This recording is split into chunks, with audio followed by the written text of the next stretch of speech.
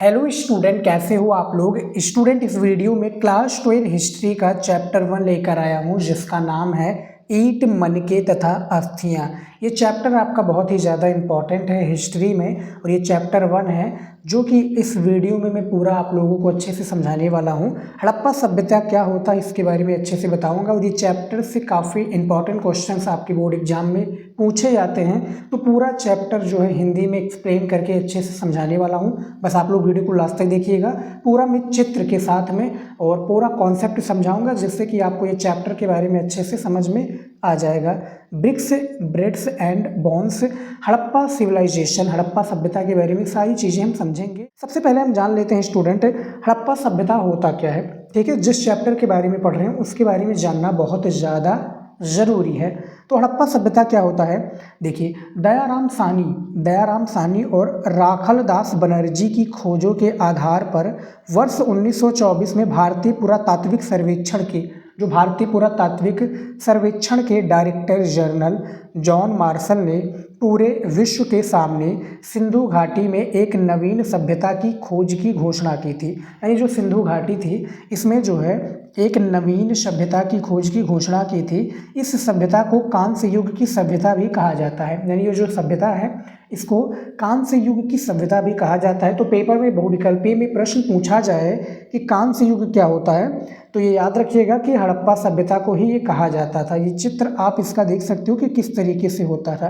ठीक है, ये एक प्रकार से वहाँ का क्या होता था स्टूडेंट, ये सिविलाइजेशन था। और अभी तक जो इसके कुछ जो इसमें लिखा हुआ था इस पत्थर पर, ठीक है, जो लिखा हुआ था ये समझ में नहीं आया है। ठीक है, तो कब खोज किया था हड़प्पा सभ्यता, 1924 में भारतीय पुरातात्विक सर्वेक्षण के डायरेक्टर जनरल जॉन मर्सल ने पूरे विश्व के सामने सिंधु घाटी में एक नवीन सभ्यता की खोज की घोषणा की थी। यह दयाराम सानी और राखलदास बनर्जी की खोजों के आधार पर था। ठीक है, अब देख लेते हैं अलेक्जेंडर कनिंघम के बारे में। इसमें और है अलेक्जेंडर कनिंघम के बारे, जिन्हें भारतीय पुरातत्व का जनक भी कहा जाता है। हड़प्पा सभ्यता का विस्तार 3 देशों भारत, पाकिस्तान एवं अफगानिस्तान तक विस्तृत था। तो हड़प्पा सभ्यता के बारे में पूछा जाए कि तो किन देशों के यानी किन देशों से ये जो है पुरातत्व हड़प्पा सभ्यता का विस्तार था, तो अफगानिस्तान, पाकिस्तान और भारत। ठीक है, भारत में जैसे लोथल हो गया गुजरात में, राजस्थान में आपका हो गया। ठीक है, ठीक है, फिर पाकिस्तान में आ जाइए, पाकिस्तान के बाद में अफगानिस्तान में, यहाँ पर जो है ये पुरातत्व का सर्वेक्षण हुआ था, हड़प्पा सभ्यता का विस्तार हुआ था। इस सभ्यता का काल का निर्धारण प्रश्न पूछा जाएगा कि इस सभ्यता यानी जो सभ्यता है हड़प्पा सभ्यता, इस सभ्यता के काल का निर्धारण लगभग 2600 से 1900 ईसा पूर्व के बीच किया गया। 2600 से 1900 ईसा जो है पूर्व के बीच किया गया था। यहाँ पर देख सकते हो इसका ईंट था, ईंट कुछ अलग प्रकार के था। हड़प्पा सभ्यता के संदर्भ में विभिन्न पुरातन वस्तुएं जैसे मुहरें, मनके, बाँट, पत्थर के फलक तथा पकी हुई ईंटें भी प्राप्त की। तो यहाँ पर आप देख सकते हैं मोहर जो होगा वो कुछ मोहर इस तरीके से रहेगा। ठीक है, मोहरें, मनके, उसके बाद में यहाँ पर देखिए बाँट, पत्थर, फलक, ये इस तरीके से होते थे। महत्वपूर्ण बिंदु देख लेते हैं इसमें। ये जो प्रश्न बोर्ड एग्जाम में सबसे ज़्यादा पूछा जाता है कि हड़प्पा सभ्यता की खोज दयाराम सानी और राखलदास बनर्जी ने की थी। वर्ष 1924 में जॉन मर्सल ने इस सभ्यता की खोज की घोषणा की। इसे कांस्य युग की सभ्यता भी कहा जाता है। ठीक है, तो मैं पूरा कॉन्सेप्ट क्लियर करता हुआ चलूँगा। इस सभ्यता का विस्तार भारत, पाकिस्तान एवं अफगानिस्तान तक था। इस सभ्यता का काल लगभग 2600 से 1900 ईसा पूर्व के बीच है। इस सभ्यता से मोहरें, मनके, बाँट, पत्थर के फलक तथा पकी हुई ईंटें प्राप्त हुई थी। यानी जो पकी हुई ईंटें हैं ये भी प्राप्त हुई थी। यहाँ से नोट में यहाँ पर देखिए कि हड़प्पा सभ्यता प्राचीन भारत की एक महान नगरीय सभ्यता थी। इसकी खोज ने भारतीय इतिहास को हजारों वर्षों पीछे ले जाकर मानव सभ्यता के विकास को समझने में महत्वपूर्ण योगदान दिया, जो यहाँ पर आप देख सकते हो पूरा इमेज में। इसके बाद में देख लेते हैं हड़प्पा सभ्यता के बारे में और जो इसमें पॉइंट्स हैं। देखिए, हड़प्पा सभ्यता में हड़प्पा सभ्यता में जो है मोहनजोदाड़ो के दुर्ग का प्रयोग संभवतः विशिष्ट परियोजनाओं के लिए किया जाता था। जो विशिष्ट परियोजनाएं हैं इनके लिए किया जाता था। इनमें माल गोदाम व विशाल स्नानागार सम्मिलित हैं। जो माल गोदाम व विशाल स्नानागार क्या है, सम्मिलित हैं। ये माल गोदाम है, ये देख सकते हो। और ये विशाल स्नानागार को क्या कहते हैं, जिस तरीके से अभी देखा जाए प्रेजेंट टाइम में, तो एक होता है ना स्विमिंग पूल, वो कहा जाता है, ठीक है। और यहाँ पर स्नानागार स्विमिंग पूल को ही ना कहकर एक होता है रसोई घर, ठीक है। यहाँ पर देखिए विशाल स्नानागार आंगन में बना एक आयताकार जलाशय था। यहाँ पर देख सकते हो ये आंगन था, ठीक है, और आंगन में बने एक जो है जलाशय था। स्नानागार को ही एक प्रकार से क्या कहा जाता है, जलाशय कहा जाता है जिसमें पानी भरा होता है। हड़प्पा सभ्यता का पतन कैसे हुआ, ये प्रश्न बहुत ही इंपॉर्टेंट है, यानी इस प्रश्न का उत्तर देखिए यहाँ पर। हड़प्पा सभ्यता से प्राप्त साक्ष्यों के अनुसार 1800 ईसा पूर्व तक चौलिस्तान जैसे क्षेत्रों में हड़प्पा स्थलों का पतन हो गया था, जबकि गुजरात, हरियाणा तथा पश्चिमी उत्तर प्रदेश की ओर नई आबादी हुई। बस्तियों में जनसंख्या बढ़ने लगी। यहाँ पर आप देख सकते हो ये है आपका पाकिस्तान का चौलिस्तान, हरियाणा, ठीक है, पश्चिमी उत्तर प्रदेश, ये पश्चिमी उत्तर प्रदेश है जिसमें आपका आगरा आ जाएगा, ठीक है, आगरा, ये सारी ज़िले आ जाएंगे, ठीक है। फिर गुजरात, गुजरात जहाँ पर लोथल भी है, ठीक है। नई आबादी हुई जनसंख्या जो यहाँ पर आप देख सकते हो नई आबादी की जनसंख्या है, तो इसमें ये बढ़ने लगी थी। हड़प्पा सभ्यता का पतन होने लगा था। अब बात कर लेते हैं पतन के कारण, जो कुछ बिंदु के द्वारा समझाया गया है। जलवायु परिवर्तन, वनों का विनाश हो गया था, ये देखिए विनाशकारी बाढ़ आ गया था। नदियों का सूखना व मार्ग बदलना, यानी जो नदियाँ थीं वो सूख गई थी और अपना मार्ग बदल ली थी भूमि के अत्यधिक दोहन के कारण, यानी जो भूमि पर जो पेड़ पकड़िया थे यानी पेड़ थे वो काट दिए गए थे। तो उपरोक्त सभी कारण हड़प्पा सभ्यता के पतन के प्रमुख कारण थे, जो यहाँ पर आप देख सकते हो, ठीक है। वीडियो की क्वालिटी को आप प्लीज़ इम्प्रूव कर लीजिएगा, सारी चीज़ें आपको डीपली समझ में आ जाएंगी। अब बात कर लेते हैं अगले पॉइंट के बारे में। यहाँ पर देखिए हड़प्पा जो सभ्यता था इसकी शासन व्यवस्था क्या थी, इसके बारे में बात कर लेते हैं। देखिए हड़प्पा सभ्यता की शासन व्यवस्था में हड़प्पा सभ्यता के सुसंगठित स्वरूप एवं व्यापकता के कारण पुरातत्वविदों यहाँ किसी शासन सत्ता के होने का अनुमान व्यक्त किया गया, ठीक है। तो हड़प्पा सभ्यता की जो शासन व्यवस्था थी यहाँ पर आप देख सकते हो किस तरीके से शासन व्यवस्था का यानी शासन सत्ता के होने का अनुमान व्यक्त किया गया। हड़प्पा सभ्यता का सबसे नियोजित शहरी केंद्र मोहनजोदाड़ो था। अब जैसे कि हमारे भारत में बात करें तो भारत में कई सारे जो है कई सारे प्रदेश हैं जो कि काफ़ी विकसित हैं, जैसे मुंबई हो गया, ठीक है, कर्नाटक हो गया, चेन्नई हो गया, दिल्ली हो गया, कोलकाता हो गया, ठीक है, फिर गुजरात हो गया, उत्तर प्रदेश हो गया। तो ये सारे जो शहर हैं, ठीक है, काफ़ी विकसित हैं। वैसे यहाँ पर मोहनजोदाड़ो भी विकसित था। नियोजित नगर हड़प्पा सभ्यता की अद्वितीय विशेषता थी, जिसके आधार पर शहरी केंद्र विकसित किए गए थे। दुर्ग स्थापित, गृहस्थपत्य और जल निकासी का आधुनिक पद्धतियों का निर्माण हुआ था। यानी जिस तरीके से अभी बात किया जाए तो पहले के जो दौर में था, पहले के दौर में व्यवस्था नहीं थी, कपड़े धोने थे हाथ से, अब देखिए वॉशिंग मशीन आ गया है, ठीक है। उसके बाद में कई सारी व्यवस्था हो गई है, पहले जो व्यवस्थाएं नहीं होती थी अब देखिए सरकारी विभाग हो गया है, ठीक है, सभी की उचित व्यवस्था है, ठीक है। तो सभी उसी प्रकार से हड़प्पा सभ्यता में भी था, ठीक है। अब बात कर लेते हैं इसमें पॉइंट के हिसाब से। जैसे पहला यहाँ पर है बस्ती एवं शहर निर्माण। तो हड़प्पा नगरों की बस्तियाँ योजनाबद्ध तरीके से बसाई गई थी। तो हड़प्पा जो सभ्यता है, हड़प्पा सभ्यता, इसमें जो नगरों की बस्तियाँ योजनाबद्ध तरीके से बसाई गई थी। दुर्ग स्थापत्य, दुर्ग ऊंचे स्थान पर बनाए जाते थे तथा मोटी पक्की ईंटों से निर्मित होते थे, ये दुर्ग होता था, यहाँ पर आप देख सकते हो। गृह स्थापत्य, घर पक्की ईंटों से बने होते थे और इनमें आंगन, कमरे व सीढ़ियाँ होती थी, जैसा कि आप यहाँ पर आप देख पा रहे होंगे अच्छे से, ठीक है। अब देखिए जल निकासी व्यवस्था, यानी जो जल निकासी होती है, जैसे हमारे यहाँ पर बात की जाए जल निकासी के लिए नाली बनी है, नाले बने हुए हैं, वैसे यहाँ पर भी थे।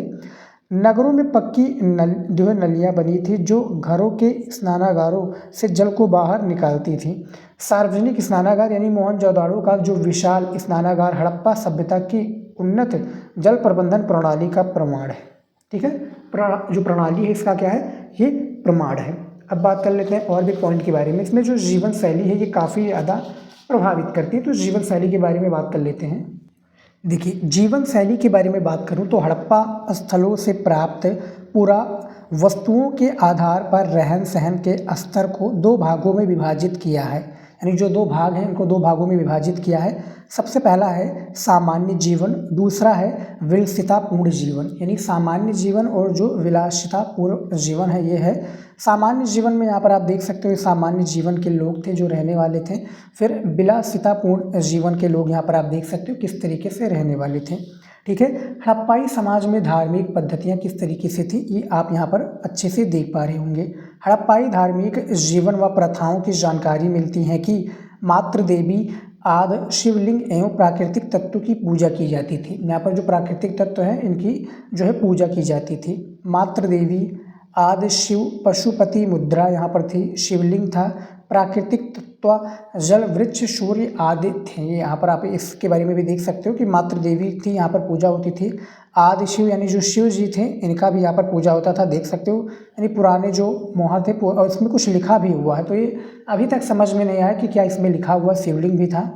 ठीक है, हड़प्पाई समाज में जो धार्मिक पद्धतियाँ थी, जैसे कि आज के दौर में देखा जाए तो हमारे यहाँ पर जो है धार्मिक पद्धतियाँ हैं। ठीक है, सभी समुदाय जो है कई धार्मिक, जैसे का जो मुस्लिम समुदाय है मुस्लिम संबंधी हैं। ठीक है, फिर जो ब्राह्मण हैं वो धार्मिक हैं। ठीक है, ठीक है, तो काफ़ी जो समाज है हमारे समाज हैं, सिख अपने धर्म से, पंजाबी लोग सिख।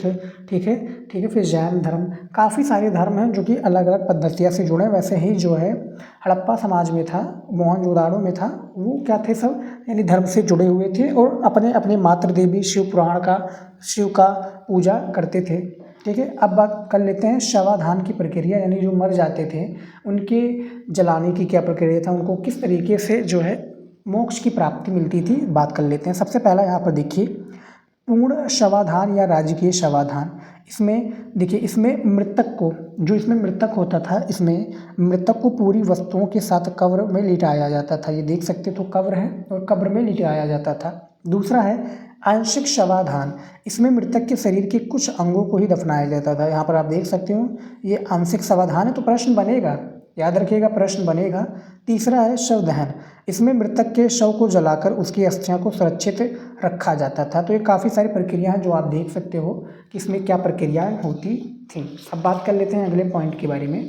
देखिए मुहरे व मुद्रांकन, मुहरे और मुद्रांकन के बारे में बात कर लेते हैं। इसमें क्या होता था, देखिए पॉइंट है सबसे पहला, हड़प्पा सभ्यता में मुहरे और मुद्रांकन का प्रचलन एक विशिष्ट विशेषता थी। एक क्या थी, विशिष्ट विशेषता थी, जो यहाँ पर आप देख सकते हो। ठीक है, काफ़ी डीपली समझाया गया है। अनेक पुरातत्वविदों ने मुहरों और मुद्रांकन को हड़प्पा सभ्यता की ओर सर्वोत्तम पुरावस्तु माना है, जो यहाँ पर आप देख सकते हो। ये कुछ इसके मुहरे हैं, क्या है, मुहरे हैं और मुद्रांकन है। ठीक है, पैसे भी आप इसको कह सकते हो। मापतौल, मापतौल इसमें कैसे होते थे, इसमें कुछ बाँट भी मिले हैं। हड़प्पा की अपनी विकसित मापतौल प्रणाली थी। मापतौल के लिए बाँटों का प्रयोग किया जाता था। ये बाँट चल्ट नामक पत्थर द्वारा बनाए जाते थे। जो चल्ट नामक पत्थर हैं इनके द्वारा ये बाँट बनाए गए थे, जो हड़प्पा सभ्यता में यूज हो रहे थे। हड़प्पा सभ्यता की जो है सामाजिक व्यवस्था कैसी थी, इसके बारे में बात कर लेते हैं। देखिए पुरातत्वविदों के अनुसार हड़प्पाई समाज में संस्कृति के विविध पक्ष दिखाई देते थे। ये देख सकते हो, जो संस्कृति के विविध पक्ष हैं वो दिखाई देते थे। ये विविधता धार्मिक और रहन सहन की पद्धतियों पर आधारित थी। जो धार्मिक और रहन सहन की पद्धतियाँ इस पर क्या थी, आधारित थी, जो यहाँ पर आप देख पा रहे होंगे। अब बात कर लेते हैं अगले टॉपिक के बारे में, जो है यहाँ पर व्यापार। व्यापार कैसे होता था इसके बारे में जान लेते हैं, क्योंकि बहुत ही इंपॉर्टेंट है व्यापार के बारे में जानना। ठीक है, देखिए व्यापार क्या है। हड़प्पा सभ्यता में स्थानीय वस्तुओं के निर्माण हेतु कच्चे माल की आवश्यकता होती थी। तो जो कच्चे माल हैं, इसमें कच्चे माल की क्या होती थी, आवश्यकता होती थी। दूर के क्षेत्रों से कच्चा माल प्राप्त करने के लिए व्यापारिक केंद्रों के आसपास बस्तियां बसाई गईं। तो दूर के जो क्षेत्र हैं, इनके क्षेत्रों के कच्चे माल प्राप्त करने के लिए व्यापारिक केंद्रों के आसपास बस्तियां जो है बसाई गई। तो ये व्यापार को दर्शाती हैं, जो यहाँ पर आप देख सकते हो। ठीक है, ये व्यापार के बारे में बताया गया है और ये पूरा इमेज है जिसके माध्यम से आप समझ सकते हो सारी चीज़ों को। अब बात कर लेते हैं पश्चिमी एशिया के साथ व्यापारिक संबंध कैसे थे हड़प्पा सभ्यता के, तो उसके बारे में देखिए। रासायनिक विश्लेषणों में ओमान से प्राप्त तांबे शव हड़प्पा की तांबे की पूरा वस्तुओं में निकेल के अंश मिले हैं। निकेल के क्या मिले हैं, अंश मिले हैं। नई पुरातात्विक खोजों एवं अनुसंधानों में स्पष्ट हुआ है कि हड़प्पावासी सुदूर जो यहाँ पे देखिए, जो हड़प्पावासी है सुदूर अरब प्रायद्वीपीय में स्थित ओमान से भी कच्चे माल का आदान प्रदान करते थे, यानी इंपोर्ट एक्सपोर्ट करते थे। ये देखिए मेसोपोटामिया है, ये हड़प्पा सभ्यता है, ये अरब का प्रायद्वीप है और ये ओमान है। ठीक है, तो ओमान से भी सामान, जैसे जो अरब सागर है स्टूडेंट, अरब सागर में ही आप देखिए हड़प्पा सभ्यता से जो ओमान है, ओमान अरब प्रायद्वीपीय है, मेसोपोटामिया है, इससे जो है सामानों का, यानी जो भी सामान बनाए जाते थे उसका आदान प्रदान होता था। जैसा कि यहाँ पर आप देख सकते हो, ओमान का तांबा, हड़प्पा की तांबे की पूरा वस्तु बनती थी। व्यापार में प्रयुक्त वस्तुएं जो होती थी, ये देखिए मोहरे थी, ठीक है, ये शंख थे और ये कंचे शायद थे, कंच थे या कौन सा था बताइएगा कमेंट में, ठीक है। तो इस तरीके से देख सकते हो। इसमें और भी है कृषि प्रौद्योगिकी, जो कृषि प्रौद्योगिकी थी इसमें कैसी थी देखिए। हड़प्पा सभ्यता के अधिकांश स्थल अर्ध शुष्क क्षेत्रों में स्थित हैं, जहां कृषि के लिए संभवतः सिंचाई की आवश्यकता पड़ती है, यानी जो संभवतः सिंचाई की आवश्यकता है पड़ती है। अफगानिस्तान के शोतबई नामक स्थल से, जो अफगानिस्तान का शोतबई नामक स्थल से हड़प्पा सभ्यता में सिंचाई नहर का अवशेष मिलना इस बात का प्रमाण है, जो यहाँ पर आप देख सकते हो, ठीक है। अफगानिस्तान का जो शोतबई नामक स्थल है, इसमें जो है हड़प्पा सभ्यता में सिंचाई नहर का अवशेष मिलना का इस बात का प्रमाण है, जो आप यहाँ पर देख सकते हो कि हड़प्पा सभ्यता में जो कृषि का भी प्रचलन था और कृषि भी होती थी। इसमें यहाँ पर देखिए थोड़ा बड़े में दिखाया गया है इमेज को, कृषि प्रौद्योगिकी के बारे में। हड़प्पा सभ्यता के अधिकांश स्थल अर्धशुष्क क्षेत्रों में स्थित है, जहाँ कृषि के लिए संभवतः सिंचाई की आवश्यकता पड़ती थी। अफगानिस्तान के शोतबई नामक स्थल से हड़प्पा सभ्यता में सिंचाई नहर का अवशेष मिलना इस बात का प्रमाण है, जो यहाँ पर आप अच्छे से देख सकते हो इमेज में। अब बात कर लेते हैं पशुपालन या शिकार। पशुपालन शिकार क्या होता था इसमें? पशुपालन के रूप में भेड़, बकरी, भैंस आदि के साक्ष्य प्राप्त हुए हैं। तो पशुपालन के शिकार के रूप में जो है भेड़, बकरी, भैंस आदि के साक्ष्य क्या हुए, प्राप्त हुए हैं। हड़प्पा संस्कृति में जंगली प्रजातियों जैसे जंगली सुअर, हिरण व घड़ियाल की हड्डियों के साक्ष्य भी प्राप्त हुए हैं। घड़ियाल की जो हड्डियों के क्या है, साक्ष्य भी प्राप्त हुए हैं। भेड़, बकरी, भैंस, जंगली सुअर, हिरण, फिर घड़ियाल, ये आप देख सकते हो इसमें जो है हड़प्पा सभ्यता में थे। अब बात कर लेते हैं शिल्प उत्पादन के बारे में। क्या है इसमें जो शिल्प उत्पादन है ये भी होता था।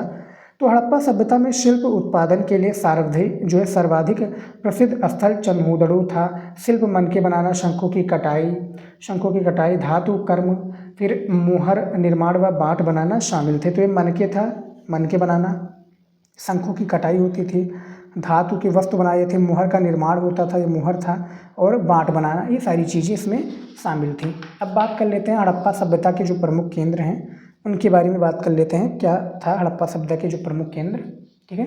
तो हड़प्पा सभ्यता के जो प्रमुख केंद्र, सबसे पहला हड़प्पा है। ये सभ्यता का पहला प्रमुख स्थल जहाँ से मोहरें, मनके, पक्की हुई ईंटों तथा अन्य भंडार प्राप्त हुए, जो यहाँ पर देख सकते हो। दूसरा है मोहनजोदाड़ो। ये सिंधु नदी के किनारे स्थित था, यहाँ से विशाल स्नानागार, नालियाँ, पकी ईंटों के मकान तथा अनेक मोहरे प्राप्त हुए मोहनजोदाड़ो से, ये देख सकते हो। उसके बाद में देखिए कालीबंगन, तीसरा है कालीबंगन। ये राजस्थान में स्थित है। यहाँ से हल के निशान, अग्निकुंड, नगर नियोजन तथा मिट्टी के बर्तन प्राप्त हुए थे, देख सकते हो।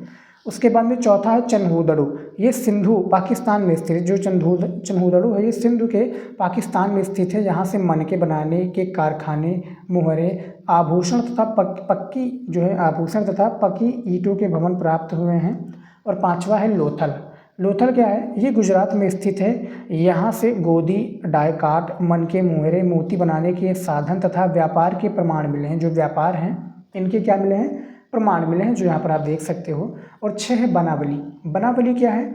ये हरियाणा में स्थित है। यहाँ से कच्ची पक्की ईंटों के मकान मनके, तांबे की वस्तुएं तथा मोहरे प्राप्त हुए हैं। हड़प्पा सभ्यता में जीवन निर्वाह के माध्यम थे, वो बात कर लेते हैं। हड़प्पा सभ्यता में जीवन के लिए जिन तरीकों का प्रयोग किया जाता था उनसे कृषि संव पशुपालन मुख्य रूप से शामिल थे। इनका वर्णन है, जो यहाँ पर आप देख सकते हो। तो हड़प्पा सभ्यता में जीवन निर्वाह के जो माध्यम था उसके बारे में यहाँ पर बात की जा रही है, ठीक है। कृषि के बारे में यहाँ पर देखिए, हड़प्पा सभ्यता का मुख्य व्यवसाय कृषि था। उत्खनन के दौरान हड़प्पाई स्थलों से कृषि कार्य के साध्य उपलब्ध हुए हैं, जैसे मुख्य खाद्यान्न फसलों गेहूं, जौ, दाल, सफ़ेद चना तथा तिल प्रमुख थे। गुजरात के लोथल में चावल और बाजरा के साक्ष्य प्राप्त हुए हैं। साक्ष्य यहाँ पर होना चाहिए, ठीक है। साक्ष्य प्राप्त हुए हैं, जैसे आप देख सकते हो गेहूं, ठीक है। गेहूं के बाद में जौ, दाल, सफ़ेद चना, तिल, चावल और बाजरा। तो ये हड़प्पा सभ्यता में जीवन निर्वाह के माध्यम है। और मैंने आपको पूरा चैप्टर पूरा अच्छे से समझाया है एक्सप्लेन करके, ठीक है। काफ़ी इंपॉर्टेंट चैप्टर है और अगला चैप्टर भी मैं लेकर आऊँगा, यानी हर एक चैप्टर वाइज मैं आपके अच्छे से बेहतरीन तरीके से तैयारी कराऊँगा, ठीक है। आई होप कि आपने अच्छे तरीके से इमेज के साथ में कॉन्सेप्ट को समझा होगा। पूरा चैप्टर मोस्ट इम्पॉर्टेंट है, आप यूट्यूब पर सर्च कर लीजिएगा, ठीक है, और भी आपको चैप्टर मिलेगा। और प्लीज़ चैनल पर नए तो चैनल को सब्सक्राइब कर लीजिए। मिलता है नेक्स्ट वीडियो में नए टॉपिक के साथ। जय हिंद।